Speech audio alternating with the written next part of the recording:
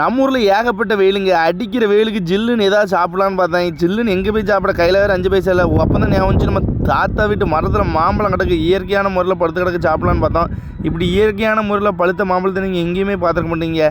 அது கூட பிரச்சனை இல்லை, ஏன்னா நம்ம இறங்க போகிற இடம் தான் ஆழம். ஒரு 100 கிலோ இருக்கேன், ஓட வேறு பொத்துட்டு கீழே போயிடக்கூடாது.